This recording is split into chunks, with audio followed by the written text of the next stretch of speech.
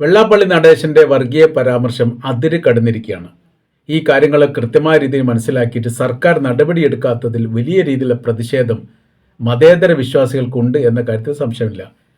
കാന്തപുരം അബൂബക്കർ മുസ്ലിയാർ അടക്കമുള്ള മതപണ്ഡിതന്മാർ ഈ കാര്യത്തെക്കുറിച്ച് കൃത്യമായ രീതിയിൽ നിലപാട് പറയുകയും ചെയ്തു. അപ്പോൾ ഇതുവരെ ഉള്ളതിൽ നിന്ന് വ്യത്യസ്ത തരത്തിലാണ് ഇദ്ദേഹത്തിൻ്റെ പരാമർശം ഇപ്പോൾ പുറത്തു വന്നിരിക്കുന്നത്. മാറാട് കലാപം പോലും സൃഷ്ടിക്കാൻ സാധ്യതയുണ്ട് എന്ന പരാമർശം മുസ്ലിം ലീഗിനെതിരെ പറയുന്നുണ്ട് എന്ന് പറയുന്നത് വളരെ ഗൗരവപരമായി തന്നെ ഉൾക്കൊള്ളേണ്ടതാണ്.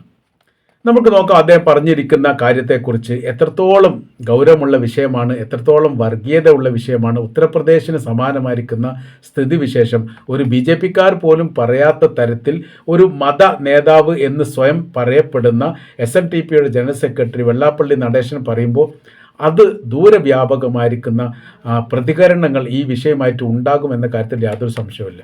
നമുക്ക് നോക്കാം അദ്ദേഹം പറയുന്ന കാര്യങ്ങൾ എങ്ങനെയാണ് എന്നുള്ളത്. അതിനുശേഷം ബാക്കി തുറന്നുള്ള കാര്യങ്ങൾ നമ്മൾ സംസാരിക്കാം.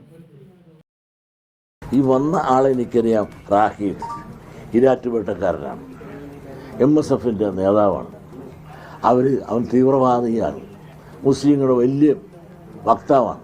ഈ മുസ്ലിം സമുദായം മൊത്തമായി ഈ വിദ്വേഷം പരത്താവുന്ന രീതിയിൽ മുസ്ലിം സമുദായത്തെ തിരിച്ചുവിട്ടുകൊണ്ട് അങ്ങനെ ഇനിയൊരു മാറാട് കലാപം ഒരു അടുത്ത ഭരണം കിട്ടിയാൽ നടത്തണമെന്നുള്ള ദുഷ്ടലാക്കോടുകൂടി ലീഗിൻ്റെ നേതാക്കന്മാരും പരിശ്രമിക്കുന്നു. വർഗീയ പരാമർശത്തിൽ റെക്കോർഡിട്ട 2-3 പേര് നമ്മുടെ കേരള സമൂഹത്തിൽ ഇപ്പോഴും അഭിമാനകരമായ രീതിയിൽ ജീവിക്കുന്നു. ചില സർക്കാരുകൾ അങ്ങനെയാണ്. അവർക്ക് അനുകൂലമായിരിക്കുന്ന ഒരു ഗുണം ഈ വർഗീയ പരാമർശം കൊണ്ട് ഉണ്ടാവുകയാണെങ്കിൽ മിണ്ടാതിരിക്കും, മൗനം പാലിക്കുക സ്വാഭാവികമാണ്. അങ്ങനെ ചില വിഷയത്തിലൊക്കെ മൗനം പാലിക്കുന്ന തരത്തിലുള്ള നിലപാട് ചില വ്യക്തികളോട് എടുക്കാറുണ്ട്. അതിലൊന്നാണ് സാജൻ സ്കറിയ എന്ന് പറയുന്നത്. അത് ചാനൽ നടത്തുന്ന വ്യക്തിയാണ്, യൂട്യൂബ് ചാനൽ നടത്തുന്ന വ്യക്തി. എത്രത്തോളം മോശമായ രീതിയിൽ സംസാരിക്കുമോ അത്രത്തോളം മോശമായ രീതിയിലാണ് പരാമർശം സാധാരണ രീതി നടത്താറുള്ളത്. യൂസഫ് അലിയുമായിട്ട് ബന്ധപ്പെട്ട ഒരു വിഷയം ഉണ്ടായ സമയത്ത് മാത്രമാണ് അയാൾ കുറച്ച് പദം വന്നത്, കുറച്ച് അടങ്ങി നിന്നത്. അത് സുപ്രീം കോടതി വരെ കേസെത്തി. പിന്നീട് സാജൻ സ്കറിയ ഒളിവിൽ പോയി. ഒളിവ് ജീവിതമായിരുന്നു. പിന്നെ അതുമായിട്ട് ബന്ധപ്പെട്ട് വലിയ പ്രയാസം ഉണ്ടാക്കുന്ന രീതിയിലേക്ക് അദ്ദേഹം എത്തിയത്. പിന്നീട് അദ്ദേഹം ഈ യൂസഫ് അലിയുമായിട്ട് ബന്ധപ്പെട്ട ഏകദേശം 24-ലധികം വീഡിയോകൾ ഇവിടെ അയാളുടെ ചാനലിൽ നിന്ന് ഒഴിവാക്കണം എന്നുള്ളതും അത് ഒഴിവാക്കാമെന്ന് ഇയാൾ സമ്മതിച്ചു. ഏറെക്കുറെ മാപ്പ് പറയുന്ന രീതിയിൽ അവസാനിച്ചതിന് ശേഷമാണ് പിന്നീട് മറുനാടൻ മലയാളി എന്ന് പറയുന്ന ചാനൽ തുടരാൻ പോലും അദ്ദേഹത്തിന് സാധിച്ചത്. ഈ ഒക്കെ വിഷയത്തോടനുബന്ധിച്ചാണ്. ആ സമയത്ത് തന്നെ അദ്ദേഹത്തെ നിരീക്ഷണവുമായിട്ട് ബന്ധപ്പെട്ട് ശരീരത്തിൽ ഒന്നായിട്ട് ക്യാമറ വെച്ചിട്ടുണ്ട്, എന്നെ ആരും ആക്രമിക്കാൻ വേണ്ടി സാധിക്കില്ല എന്നൊക്കെ പറഞ്ഞിട്ടുള്ളൊരു ദയനീയപരമായിരിക്കുന്നൊരു വീഡിയോയും പുറത്തിറങ്ങിയിരുന്നു. അദ്ദേഹത്തെ പിന്നീട് തിരുവനന്തപുരം ആ ഭാഗത്തെങ്ങാൻ വെച്ചിട്ട് ഒരു അക്രമവുമായിട്ട് ബന്ധപ്പെട്ട ഒരു വിഷയങ്ങൾ പിന്നീട് ഉണ്ടാവുകയും ചെയ്തു. പിന്നീട് ഈ PC ജോർജാണ്. അദ്ദേഹം രാഷ്ട്രീയത്തിൻ്റെ വലിയ നേതാവായിട്ട് നിന്നു. ഇപ്പോൾ BJP-യിലേക്ക് ലയിച്ചു. ആ ലയനവുമായിട്ട് ബന്ധപ്പെട്ട് കഴിഞ്ഞ വർഷം പാർലമെൻറ്റ് തെരഞ്ഞെടുപ്പിൽ മത്സരിക്കാൻ സീറ്റൊന്നും കൊടുക്കാത്തതിൽ കുറച്ചൊക്കെ ഒരു സ്വരച്ചേർച്ച ഇല്ലായ്മ BJP-യുമായിട്ട് ബന്ധപ്പെട്ടുണ്ടായിരുന്നു. പിന്നീട് കയറി കിടക്കാൻ മറ്റു പോമയില്ലാത്തത് കൊണ്ട് ഇപ്പോൾ BJP-യുമായിട്ട് ഒട്ടിച്ചേർന്ന് നിൽക്കുകയാണ്. BJP തൃപ്തിപ്പെടുത്താൻ വേണ്ടി മുസ്ലിം വർഗീയത നിരന്തരം പറഞ്ഞുകൊണ്ടേയിരിക്കുന്നു.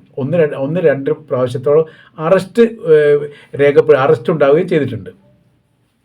അപ്പോൾ ഈ സാധാരണഗതിയിൽ രാഷ്ട്രീയ നേതാക്കന്മാർ അങ്ങനെ വർഗീയ പരാമർശം നടത്തുക യഥാർത്ഥത്തിൽ BJP പറഞ്ഞതിനേക്കാൾ ഏറെ വർഗീയത പരാമർശിക്കുന്ന അല്ലെ പറയുന്ന വ്യക്തിയായിട്ട് PC ജോർജ് മാറി. PC ജോർജ് മാറാൻ കാരണം എന്ന് പറഞ്ഞാൽ പിടിച്ചു നിൽക്കാൻ വേണ്ടിയിട്ടാണ് അദ്ദേഹം അങ്ങനെ ചെയ്യുന്നതെന്നൊക്കെയാണ് അതിൽ നിന്ന് മനസ്സിലാക്കാൻ വേണ്ടി പറ്റുന്നത്. വളരെ കൃത്യതയോടുകൂടി പച്ച വർഗീയത പറയുന്നു. എന്നാൽ പല ഘട്ടങ്ങളിലും ഇപ്പോൾ ഇടതുപക്ഷ സർക്കാർ കേരളം ഭരിക്കുന്നു. ഈ കാര്യത്തിൽ നടപടിയെടുക്കുകയോ ഇടപെടുകയോ ചെയ്യാറില്ല. അങ്ങനെ മാറി പോകുന്നു. അതൊരു മുസ്ലിം വേഷം ധരിച്ച അല്ലെങ്കിൽ മുസ്ലിം മതസംഘടനകളുടെ ഭാഗത്തു നിന്നാണ് ഇത്തരം വർഗീയ പരാമർശം ഉള്ളത് എങ്കിൽ വീട്ടിൽ പോയിട്ട് അറസ്റ്റ് ചെയ്ത് ജയിലടക്കുകയും പിന്നീട് അതിന് ഇല്ലാത്ത വകുപ്പുകളൊക്കെ ചേർത്തുകയും ചെയ്യുക എന്നുള്ളത് സ്വാഭാവികപരമായിട്ട് നടക്കുന്ന സംഭവമാണ്. അത് ഈ PC ജോർജിൻ്റെ കാര്യത്തിൽ ഉണ്ടാവാറില്ല, സാജൻ സ്കറിയൻ്റെ കാര്യത്തിൽ ഉണ്ടാവാറില്ല. പിന്നീട് മൂന്നാമതൊരാൾ ഇപ്പോൾ ഈ കുറഞ്ഞ കാലത്തായിട്ട് വളരെ സജീവമായി രംഗത്ത് ഇറങ്ങിയിരിക്കുന്ന വ്യക്തി അഡ്വക്കേറ്റ് ജയശങ്കറാണ്. ജയശങ്കറിൻ്റെ പ്രസ്താവനകളും ഇടപെടലുകളും പരാമർശങ്ങളും ഏറെക്കുറെ ഈ റൂട്ടിൽ തന്നെയാണ് പോകുന്നത്. വർഗീയ പരാമർശത്തെ സ്പർശിച്ചുകൊണ്ട് അതിലൂന്നിയിരിക്കുന്ന അഭിപ്രായ കാര്യങ്ങൾ പറയുക. അദ്ദേഹത്തെ സംബന്ധിച്ചിടത്തോളം രാഷ്ട്രീയപരമായ രീതിയിൽ പക്വതയുള്ള, നിയമപരമായിട്ട് അറിവുള്ള, സാമൂഹികപരമായ രീതിയിൽ ശ്രദ്ധിക്കപ്പെടുന്ന ഒരു വ്യക്തിയൊക്കെ ഇത്തരം പരാമർശങ്ങൾ നടത്തുന്നത് നല്ല ഭൂഷണമല്ല എന്നുള്ളൊരു യാഥാർത്ഥ്യമാണ്.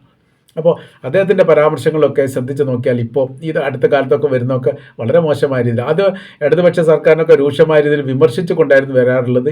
ഇപ്പോൾ അനുകൂലമായ രീതിയിൽ വരുന്നു. പകരം എന്ത് ചെയ്യുന്നു? ന്യൂനപക്ഷങ്ങളെ വേട്ടയാടുന്ന രീതിയിലും അവരെ വിമർശിക്കുന്ന രീതിയിലേക്കും കാര്യങ്ങൾ പോകുന്നു. ഈ ഫലസ്തീൻ വിഷയങ്ങൾ, ഇറാനുമായിട്ട് ബന്ധപ്പെട്ട വിഷയങ്ങൾ ഉണ്ടാകുന്ന സമയത്തൊക്കെ പരാമർശത്തിൻ്റെ റൂട്ടൊക്കെ പോകുന്നത് മൊത്തത്തിൽ മുസ്ലിങ്ങൾക്ക് എതിരാവുന്ന രീതിയിൽ കാണാൻ വേണ്ടി സാധിക്കാറുണ്ട്. പിന്നെ അതിൻ്റെ എല്ലാത്തിനു ശേഷമാണ് ഇപ്പോൾ വെള്ളാപ്പള്ളി നടേശൻ അദ്ദേഹമാണ് രംഗപ്രവേശം ചെയ്തിരിക്കുന്നത്. അദ്ദേഹം പറഞ്ഞതാണ് നമ്മൾ ആദ്യം കേട്ടത്, മാറാട് കലാപം ഇനി ഉണ്ടാക്കാൻ വേണ്ടി മുസ്ലിം ലീഗ് ശ്രമിക്കുന്നു എന്നൊക്കെയാണ്. ഒരു ചാനൽ അഭിമുഖവുമായിട്ട് ബന്ധപ്പെട്ട കാര്യത്തെക്കുറിച്ച് പറയുന്നത് എങ്ങനെയാണ്? ഒരു MSFൻ്റെ വിദ്യാർത്ഥി തീവ്രവാദിയാണ് എനിക്ക് ബോധ്യപ്പെട്ടിരിക്കുന്നു, അത് വേണ്ട സ്ഥലത്ത് ഞാനത് തെളിവ് ഹാജരാക്കും എന്ന തരത്തിലാണ്. അങ്ങനെ ഈ SNDP യോഗം എന്നൊക്കെ പറഞ്ഞാൽ ഒരു മതസംഘത്തിൻ്റെ ഈ വക്താവായിട്ട് തന്നെ പാരമ്പര്യമായിട്ട് നിലനിന്ന് പോരുന്ന ഒരു സംവിധാനമാണ് അതൊക്കെ. ഈ SNDP എന്ന് പറഞ്ഞാൽ ശ്രീനാരായണ ഗുരുവിൻ്റെ ധർമ്മസ്ഥാപനമാണ്. മതേതര സംവിധാന കാര്യങ്ങൾ എങ്ങനെയൊക്കെയാണ് രാജ്യത്തിന് പഠിപ്പിച്ചു കൊടുക്കേണ്ടത് എന്ന് ജീവിതത്തിലൂടെ കാണിച്ചു കൊടുത്ത അദ്ദേഹത്തിൻ്റെ ഒരു പിന്മുറക്കാരനാണ് യഥാർത്ഥത്തിൽ വെള്ളാപ്പള്ളി നടേശൻ. അദ്ദേഹമാണ് ആ കസേരയിൽ ഇരുന്നു കൊണ്ട് വർഗീയത പറഞ്ഞുകൊണ്ടേയിരിക്കുന്നത്. മലപ്പുറത്ത് സീറ്റൊന്നും കിട്ടിയിട്ടില്ല, മലപ്പുറത്ത് വിദ്യാഭ്യാസ സ്ഥാപനങ്ങളൊന്നും കിട്ടിയിട്ടില്ല എന്നുള്ള പരാമർശത്തിൻ്റെ ഭാഗമായിട്ട് അദ്ദേഹം പിന്നീട് പറയുന്നത് വർഗീയത തന്നെ നിറഞ്ഞിരിക്കുന്ന സംഭവമാണ്.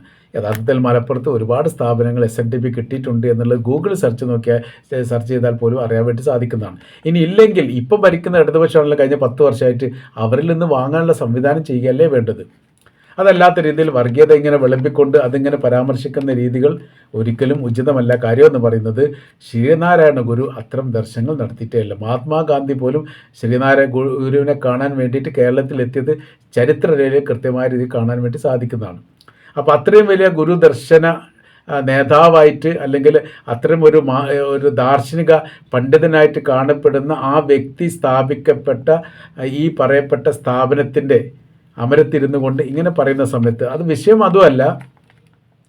യഥാർത്ഥത്തിൽ ഇത്രയും പരാമർശങ്ങൾ ഉണ്ടാകുന്ന സമയത്ത് സർക്കാർ അതിന് കണ്ടുകൊണ്ട് നടപടിയെടുക്കണം. പല ഘട്ടത്തിലും അങ്ങനെ ഉണ്ടാവാറുണ്ട്. പരാതിക്കാരില്ലെങ്കിൽ പോലും സർക്കാരിനോ അല്ലെങ്കിൽ മജിസ്ട്രേറ്റിനോ ഒക്കെ കേസോ കാര്യങ്ങളോ എടുക്കാനുള്ള സംവിധാനം പോലും ഉണ്ടാവാറുണ്ട്.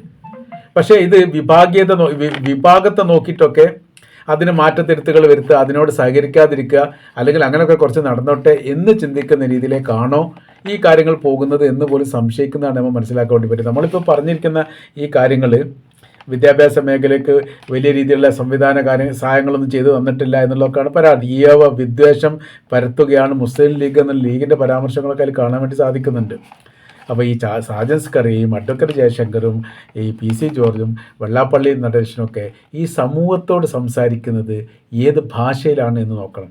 അവരുടെ ദർശനം, അവരുടെ കാഴ്ചപ്പാടുകൾ, അവരുടെ നിലപാടുകളും സമീപനങ്ങളും അവരുടെ വർത്തമാനങ്ങളൊക്കെ ഈ കേരളം നിരീക്ഷിക്കുന്നുണ്ട്, മനസ്സിലാക്കുന്നുണ്ട്.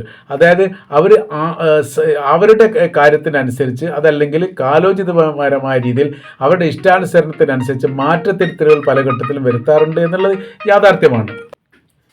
കുറച്ചു കാലം മുമ്പ് അവർ പറയുന്ന കാര്യമല്ല ഇപ്പോൾ പറയുന്നത്. ഇനി കുറച്ചു കാലം കൂടി കഴിഞ്ഞാൽ ആ നിലപാടിന് മാറ്റം വരുത്തുകയും ചെയ്യും. അപ്പോൾ നിലപാടിൽ മാറ്റം വരുത്തുന്നത് എന്തുകൊണ്ട് എന്ന് ചോദിച്ചാൽ നിലപാടില്ലാത്തത് കൊണ്ടാണ് എന്ന് ചുരുക്കം.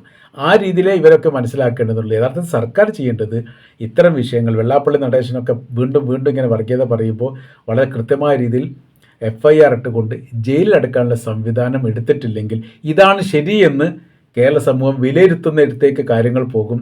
അതിന് സർക്കാർ കൂട്ടു നിൽക്കരുത് എന്നുള്ളതാണ് ഈ വിഷയവുമായിട്ട് ബന്ധപ്പെട്ട് നമുക്ക് പറയാനുള്ള പ്രധാനമായിരിക്കുന്ന കാര്യം.